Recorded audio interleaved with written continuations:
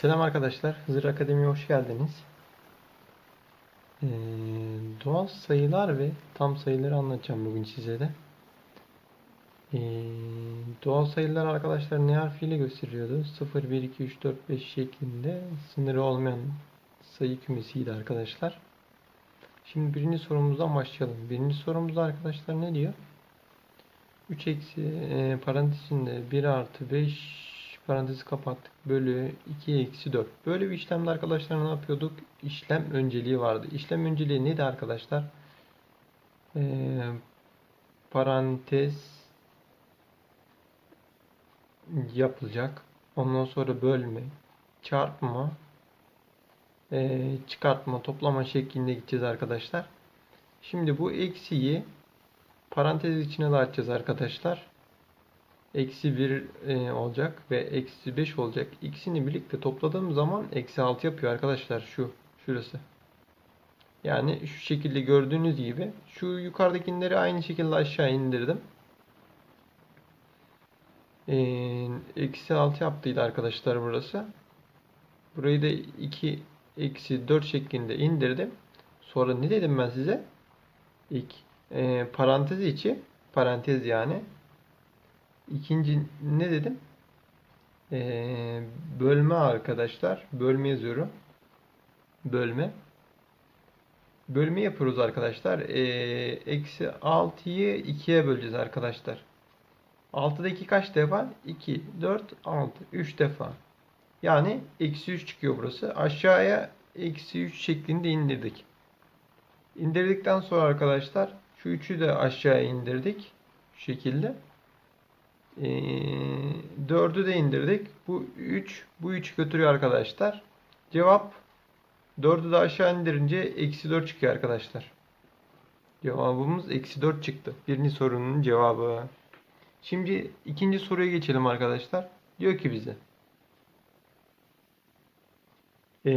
iki basamaklı en büyük doğal sayı ile 3 basamaklı rakamları birbirinden farklı en küçük doğal sayının toplamı kaçtır? Bize diyor ki iki basamaklı. Bu birler basamağı, birler, onlar, birler, onlar, yüzler basamağı arkadaşlar. En büyük rakam istiyordu bizden. Bir de 3 basamaklı en küçük rakam istiyordu. Bizden sayıları diyor farklı demedi. Demediği için en büyük 2 basamaklı arkadaşlar 99 seçeriz. 2 basamaklı. 3 basamaklı da en küçük arkadaşlar. 3 basamaklı rakamları birbirinden farklı en küçük. En küçük doğal sayı diyor arkadaşlar. Doğal sayılar neydi? Şurada gösterdiğim gibi arkadaşlar 0, 1, 2, 3, 4 şeklinde geçiyor. En küçüğü içinde arkadaşlar yüzler basamağını 1, onlar basamağını 0 birbirinden farklı istiyordu. Birler basamağında 2 seçeriz arkadaşlar. 2 seçtik. Şimdi ne oldu? 102 oldu. En küçük doğal sayının toplamı kaçtır? Bu iki sayının toplamını istiyor arkadaşlar. Zaten 99 ile 102 toplayacağımız zaman 102'den bir tane verelim. Burası 100 oluyor. Burada da 101 kaldı ya. İkisini birlediğinde topladığında 201 yapıyor arkadaşlar. Direkt hemen. Şimdi 3. sorumuza geçelim. 3. sorumuzda 5 artı parantez içinde 3 eksi 5 üzeri 2 bölü 2 artı 4 çarpı 2 böyle karmaşık gelebilir. Aslında karmaşık yok. Karmaşık diye bir şey yok yani. Gözünüzü korkutmasın bu sizin sorular. Aslında işlem önceliği, parantez önceliği gibi şeyler var. Hani kimse size yardımcı olmadığı için yakınınızda hani dostunuz falan yoktur yani. Tanıdığınız öğretmen vesaire olmadığı için ben size elimden geldiğim kadarıyla yardımcı olmaya çalışacağım. Ne dedik arkadaşlar? Parantez önceliğimiz var. Yukarıda yaptığımız gibi parantez önceliğimiz var. İlk parantezi yapıyoruz. Şu kısmı. Bu kısımda Eksi 5'ten 3 çıkartıyoruz. 2 buluyoruz arkadaşlar. Burası 2 çıktı. Sonra ne yaptık? 2 ile 2'yi çarpıyoruz arkadaşlar. Ama şimdi burası hani eksi 2 kaldı ya arkadaşlar. Bak şu şekilde yukarıdakini aynı şekilde aşağı indirdim. Yukarıya bakın, aşağı bakın. Farkı görürsünüz hemen. Eksi 2 kaldı ya burası. Diyor ki bizden üzeri eksi 2 üzeri 2, yani 2 tane eksi 2'yi birbiriyle çarp diyor bana. Ben de çarptım arkadaşlar. Şurada olduğu gibi birbirleriyle çarptıktan sonra artı 4 çıkıyor. Yukarıdakinin şunları yine aşağı indirdim, aşağı buraya. 4 çıktı ya. Şimdi birincimiz parantezdi. Parantez P ile gösterdim. İkincimiz bölme işlemi B ile gösteriyorum arkadaşlar. Bölme işlemine geldik.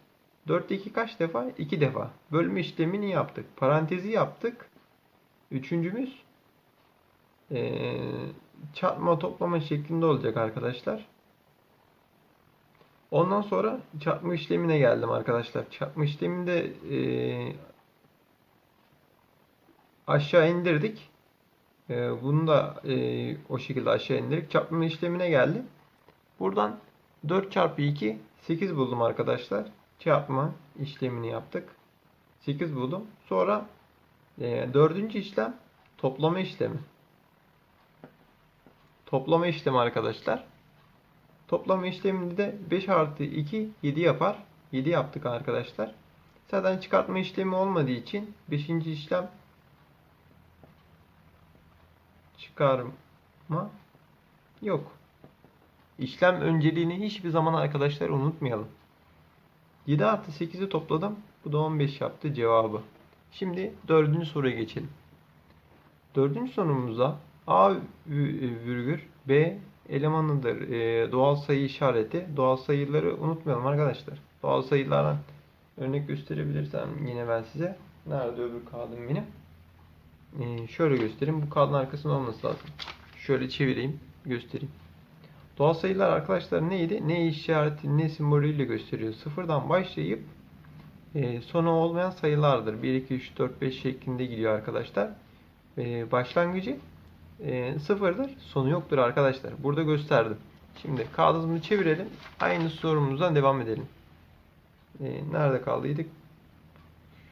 Benim bir dakika arkadaşlar.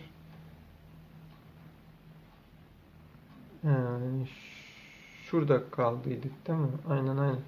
Diyor ki A artı B 15 olduğuna göre maksimumla minimum soruyor. Maksimum nedir? En büyük olan. Minimum da en küçük olan arkadaşlar.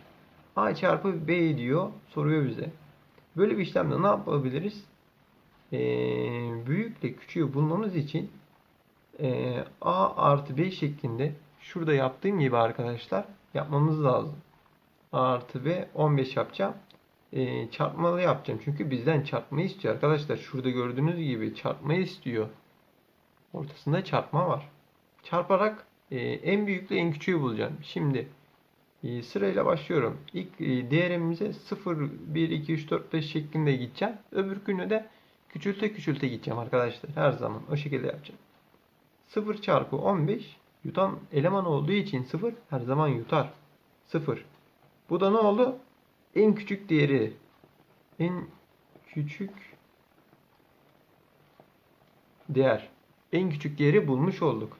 Şimdi hemen şuraya bir 0 yazalım. Sıfırımızı yazdık. Ne yaptık? 1 çarpı 14 14 arkadaşlar. 2 çarpı 13 26 yapar. 3 çarpı 12 36. 4 çarpı 11. Hepsini bu şekilde deneyerek 44. 5 çarpı 10 50. 6 çarpı 9 54. 7 çarpı 8 56. Ne yaptık?